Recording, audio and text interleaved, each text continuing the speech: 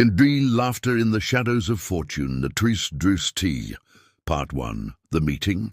In the heart of New York City, where glass towers scraped the sky and fortune was measured by the shine of one's wristwatch, Alexander Stone lived a life envied by many, but understood by none.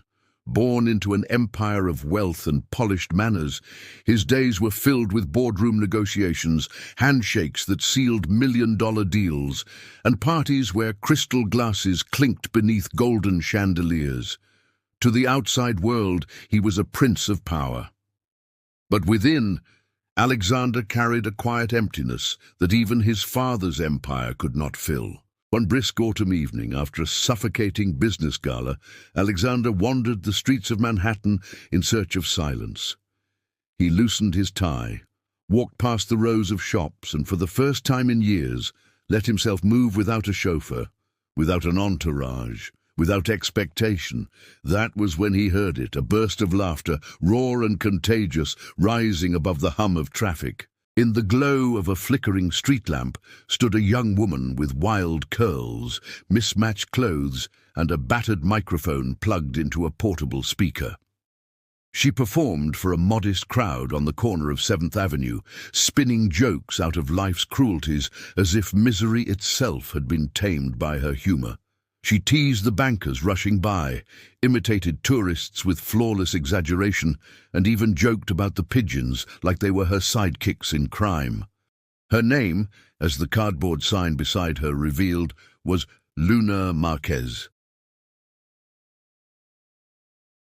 Street comedian extraordinaire. Alexander stopped, frozen. He didn't laugh often. His world rarely allowed it, but Luna cracked open something in him. Her wit was sharp but never cruel, her joy reckless but strangely profound. The crowd roared, and so did he. For the first time in years, laughter burst out of him, not the polite chuckle of a corporate dinner, but a real, unguarded laugh that shook the weight from his chest. After the show, while the crowd thinned, Alexander approached her. "You're different," he said awkwardly, unused to casual conversation. Luna tilted her head, smirking. "Different good, or different like the guy who talks to pigeons in Central Park?" "Different like refreshing," he admitted. She studied him, her eyes narrowing at his tailored suit. "You're not my usual audience. Did you get lost on the way to Wall Street?" He almost laughed again. "Almost. Maybe I did." That night marked the beginning of something neither of them expected. Over the weeks that followed, Alexander returned to her corner almost every night, hidden beneath a cap and scarf, so the tabloids wouldn't recognize him. He brought her coffee, sometimes carried her speaker when the subway stairs grew heavy, and always listened, really listened, to her stories. Luna wasn't just funny. She was brave. She came from nothing, raised by a single mother who scrubbed hotel floors and carved laughter out of poverty like an artist chiseling light from stone. She taught him how to laugh at himself, how to dance in the rain when deals went wrong, how to see beauty in the cracked sidewalks instead of the penthouse view. In return, he offered her the stability she never had. A warm meal, a safe ride home, sometimes even a stage in a small comedy club he quietly booked under her name. But love, when it crosses worlds, is never without its storms. The first storm came at Thanksgiving, when Alexander dared to bring Luna to his family's mansion in the Hamptons. His father, Richard Stone, a titan of finance with steel in his eyes, nearly choked on his champagne when Luna cracked a joke about the chandelier being bigger than her entire apartment. His mother, elegant and sharp-tongued, dismissed Luna as a phase. His sister whispered cruelly behind manicured hands, calling her street trash. Alexander's heart burned with fury, but Luna only smiled. "Don't worry," she whispered in his ear. "If they don't laugh, I'll just charge them double." But as the night dragged on, the walls of disapproval grew thicker. After dinner, his father cornered him in the library. "Alexander, you are the heir to Stone Enterprises. Your partner cannot be a street performer. She doesn't belong in this world." "She belongs with me," Alexander answered firmly. "Do not mistake infatuation for destiny," Richard warned.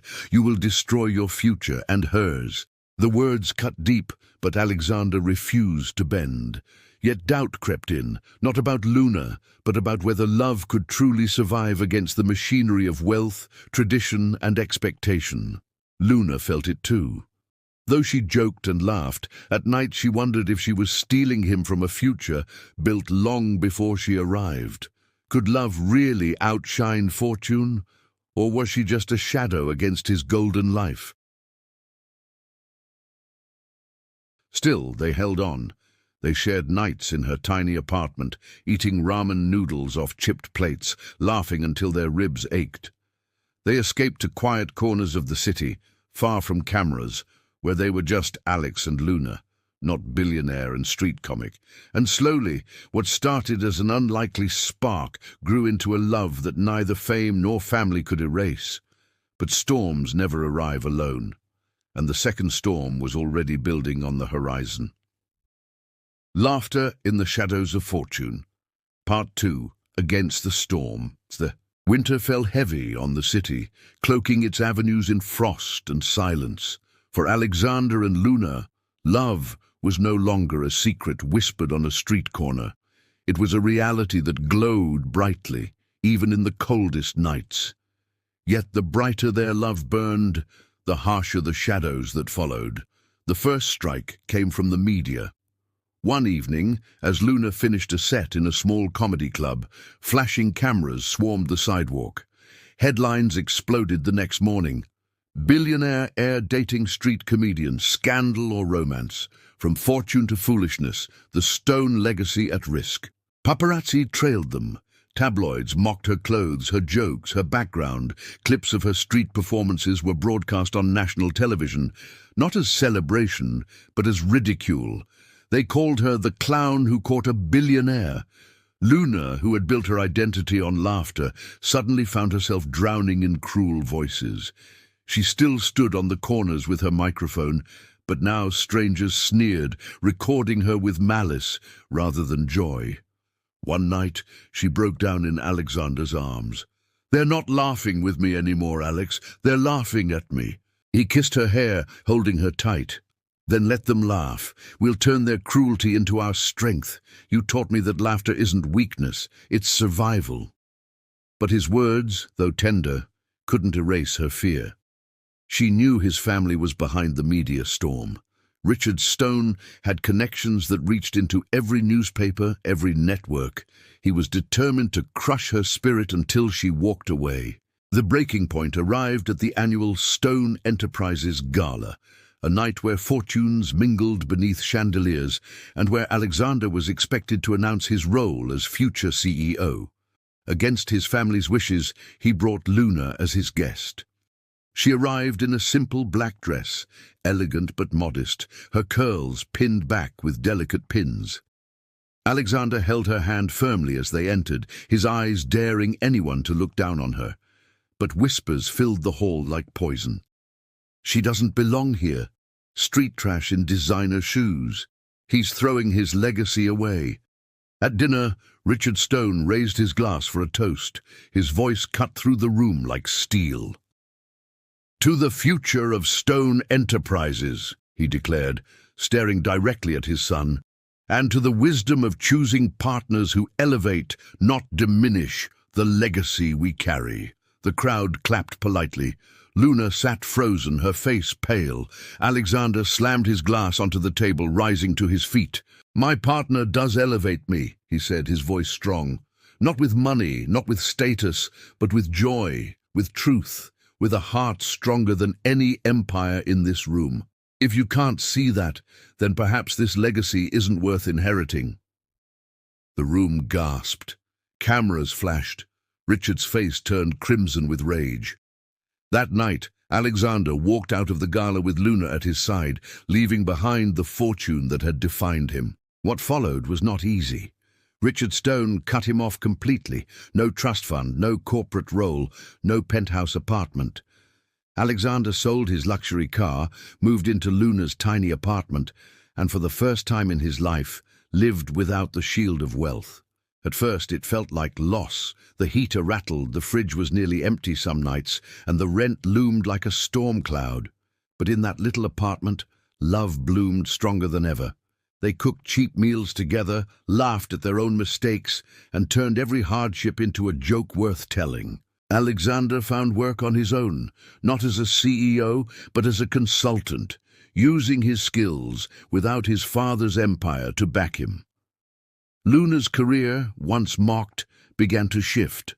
Her comedy, infused now with resilience, drew larger crowds. People admired how she faced humiliation and turned it into laughter. She was no longer just a street comic. She became a voice of defiance, proof that joy could survive cruelty. Months later, Luna was invited to perform on a late-night talk show. Nervous but determined, she stood on stage before millions of viewers. "They called me a clown for dating a billionaire," she said, grinning. "But look around. Aren't we all clowns trying to survive this circus called life?" The audience roared with laughter and applause. In that moment, Luna wasn't mocked. She was celebrated. And then she dropped the punchline that changed everything. "You know the funny part? He gave up the fortune, and somehow, I feel like I'm the rich one now." The crowd erupted, not just in laughter but in admiration. Overnight, Luna became a sensation. Comedy clubs begged her to headline, brands wanted her voice, and fans filled her shows with love. She had turned pain into power, ridicule into triumph. Alexander watched from backstage, his heart swelling with pride. She had saved him, and now she was saving herself. The final reconciliation came nearly a year later, when Richard Stone, weakened by a health scare, asked to see his son. Alexander hesitated, but Luna urged him to go. In the quiet of a hospital room, the man who once ruled empires now looked frail, humbled. "You proved me wrong," Richard admitted, his voice cracked. "I thought love was weakness, but I see now. It gave you strength I never had." Alexander nodded, but his father's gaze shifted to Luna, who stood by his bedside. "I owe you an apology," Richard whispered. "You gave my son what money never could." Luna smiled gently. "I just made him laugh. The rest was all him." Tears filled Richard's eyes as he took his son's hand. For the first time in years, the Stone family embraced, not for legacy, not for business, but for love. Years later, Alexander and Luna married not in a grand cathedral, but on the same street corner where they first met, under a string of lights, surrounded by laughter. The crowd was filled not with billionaires, but with people who believed in love's power. Alexander wore no crown of fortune, and Luna carried no fear of ridicule. Together they stood as equals, rich not in money, but in a love that had conquered every storm. And when she held the microphone that day, Luna couldn't resist one last joke. "Ladies and gentlemen, I used to be a street comedian. Today I'm marrying the man of my dreams." Moral of the story? Never underestimate the power of making someone laugh on a Tuesday night. The crowd roared, and Alexander pulled her into his arms, kissing her beneath the city lights. Because in the end, the fortune of laughter proved stronger than the empire of gold. The end.